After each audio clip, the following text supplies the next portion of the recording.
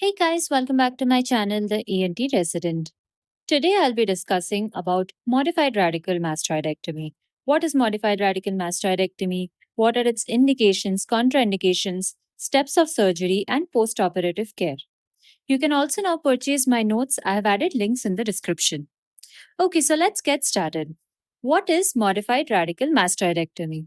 Now, in my previous class, I have explained in a video which I made about canal wall up and canal wall down procedures that modified radical mastoidectomy is actually a canal wall down procedure where we remove the posterior meatal wall and convert the mastoid and the external auditory canal into a single cavity.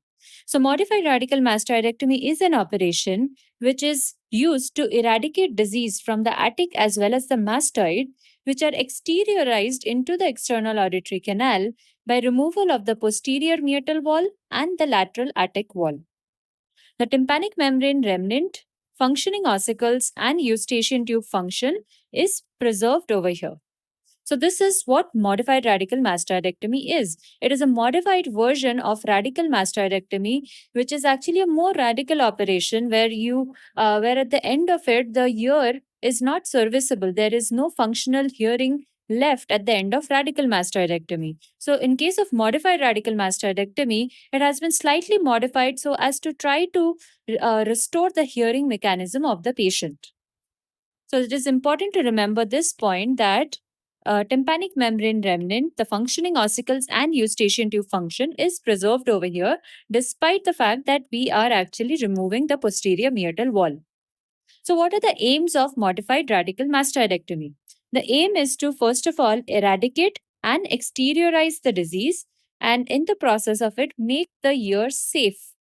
And second, aim would be to reconstruct the hearing mechanism. Now, this step can be done either in a single step surgery where you eradicate the disease as well as reconstruct the hearing mechanism, but you could also do this step as a second step surgery later on after you're sure that the disease has been eradicated. So, these are the two aims of modified radical mastoidectomy. Now, let's talk about what are the indications. Now, indications are usually resectable cholesteatoma. Whenever the cholesteatoma is unresectable, in that case, we do not have a choice but to perform radical mastoidectomy.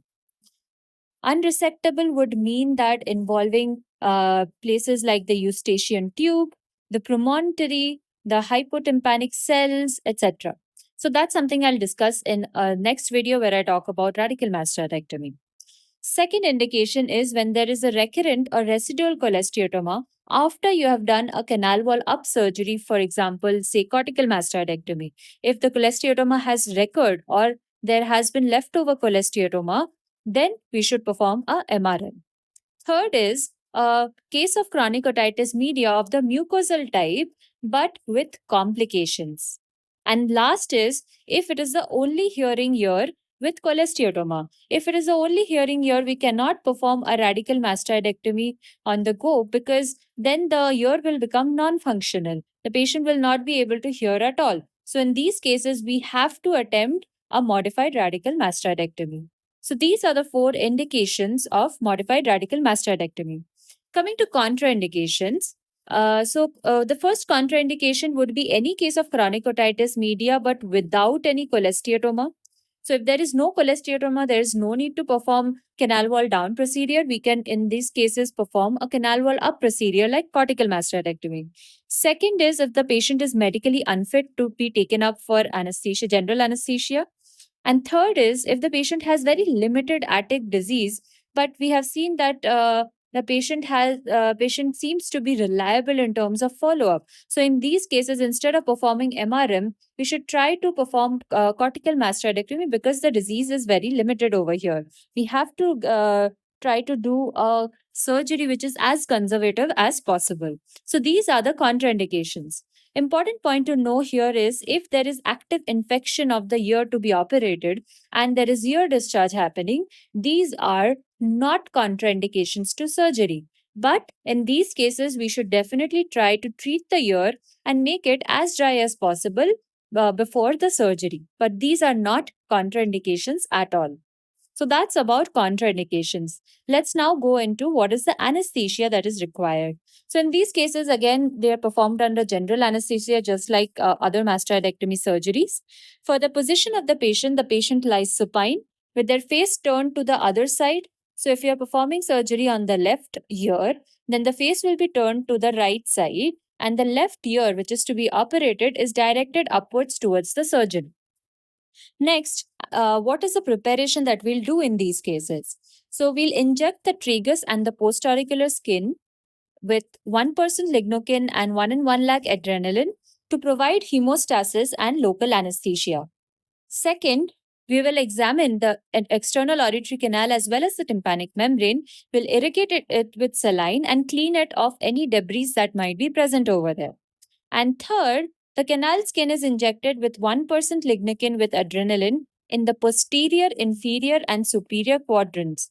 This makes it easy to raise the flap. So, this is all the preparation in terms of local anesthesia that you would be doing for the case of modified radical mastoidectomy. Now, let's start to understand what is the procedure over here. So, first of all, we'll perform all the steps that we perform in a case of cortical mastoidectomy before the steps change. So, let me first show you. We'll talk very quickly about this. The first incision over here would be a curved postauricular incision. So this is Weil's postauricular incision that we use over here. Let's look at the image here. We can see here that the Weil's postauricular incision is made about 1 centimeter behind and parallel to the retroauricular sulcus, starting from the highest attachment of the pinna to the mastoid tip. And we have to remember so as not to give the incision at the sulcus, because if you end up giving the incision at the retroauricular sulcus, it will be difficult to close the wound. And also, as the scar will deepen, it will lead to deepening of the sulcus. So we should definitely remember to give it 1 centimeter parallel and behind. Second thing to remember is if we are performing the surgery in young children, it is important to remember that their mastoid tip is actually not fully developed. So we need to remember here that the posterior end of the incision that is going like this. In cases of children, the lower end of the incision is actually pushed more posteriorly, because at the stylomastoid foramen, we know that the facial nerve exits over here. So, because the mastoid tip is not fully developed in children, the facial tip may lie actually more superficial. So, if it's more superficially lying over here, it is more prone to injury. So, in these cases, we have to remember to make the lower end of the incision more slanted going posteriorly so as to avoid any injury to the facial nerve. Now, as this incision is now deepened to cut through the superficial soft tissue, and then we reach the periosteum. Now that we have reached the periosteum, our next step is to expose the mastoid cortex. So here we will be giving a T-shaped incision. Let's look at the image over here. So we can see the first incision is a horizontal incision that we are giving along the linea temporalis, and the second incision is a vertical incision that we give perpendicular to the first incision and make it perpendicular to this, and it is carried down towards the mastoid tip. So this is our periosteal T-shaped incision. Now once this incision has been given, you'll take a periosteal elevator like the Lempert's periosteal elevator, and we will be elevating the periosteum superiorly over the tegmen, posteriorly over the sigmoid sinus, and anteriorly to the level of external auditory canal. As we do this, next we put on two self-retaining Mollison's mastoid retractor so as to expose the mastoid cortex completely. So now see, this is what our field will look like. We'll have the mastoid cortex completely exposed. So now we have to identify where is the mastoid antrum and drill along over there. So the mastoid antrum, I have discussed multiple times in previous videos that the landmark for it is to identify the McEwen's triangle. So the McEwen's triangle is the surface landmark over here. So once this is where the McEwen's triangle lies. I have discussed about the boundaries of McEwen's triangle in my video about canal wall up and canal wall down over there. So this is our McEwen's triangle. So now the surface landmark is that the mastoid antrum lies about 12 to 15 millimeter deep to this McEwen's triangle. So we'll start to drill to reach the antrum over here. Important thing to remember at this point is that in some patients, you may come across something which is known as the cornus septum. Now, what is cornus septum? So, cornus septum is the septum which divides, which persists basically in between the squamosal cells and the petrosal cells. So, the clinical significance over here is sometimes on reaching the cornus septum, you may think that you have ended up reaching the antrum and you have cleared all of the disease.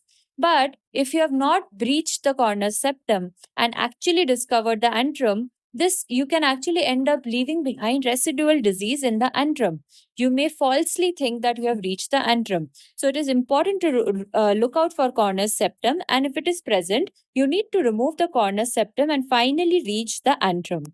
So once you have reached the antrum, we will remove all of the mastoid cells that you see, even the zygomatic cells, the retrosinus cells. We'll also be going towards the lateral wall of the mastoid tip. We'll drill out the lateral wall of the mastoid tip and expose the fibers of anterior belly of digastric. So till this point, these have been all steps that you see in a case of cortical mastoidectomy. From here, our procedure changes a little bit for modified radical mastoidectomy. So our next step over here is to perform athecotomy. So what we do here is we remove bone in a very triangular area above and behind the meatus. Now, let's look at the image over here.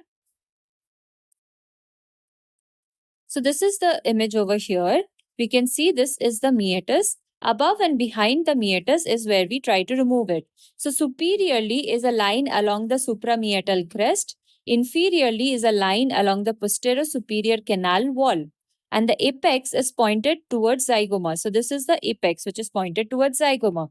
This is where we start to remove the bone. Now, as we remove the bone, we have to reach the attic, the depth of which will be just lateral to the notch of Ravenous. Now, this bone removal that we are doing over here, we keep going on with it above the meatus into the adytus and attic. So our idea over here is to do an athecotomy where we expose the body and the short process of incus which lies in the fossa ancuris. So as we have removed all of this bone, slowly we start to see the body and short process of incus. Further anteriorly, we'll be able to see the incutomalleolar joint and the head of malleus. Now, it is important to remember what is the limit till which we will be drilling the bone for athecotomy. So the anterior limit over here is the junction of the anterior meatal wall and the tegmen. So our anterior meatal wall and the tegmen, this junction would be where is the anterior limit for doing the athecotomy. So once we have done athecotomy, if we find any cholesteatoma over here, which is extending medial to the ossicles or is enveloping them, in that case, we will remove the incus and head of malleus. But we will make every attempt to preserve the ossicles as much as possible. So this was our step after cortical mastoidectomy, which is athecotomy. Now we have done athecotomy. Our next step would be to preserve the canal wall skin. How do we do this? We do this by elevating the posterior and superior canal skin along with the posterior annulus, and we reflect it anteriorly so as to prevent any injury from burrs. This skin that we have just raised, this is actually a flap that has formed, a pedicled flap. This pedicle flap can be used later to cover any raw bone like the floor of the cavity or facial ridge. So this is important to remember to preserve the canal skin. Now, after preserving the canal skin, our next step over here would be to remove the facial bridge.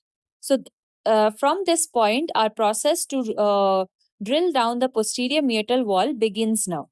So, we start to remove the facial bridge. What is facial bridge? It is that part of the posterior bony canal that is overlying the fossa incuris, and it bridges across the notch of Ravenous. So, it is basically a bridge which is connecting two places.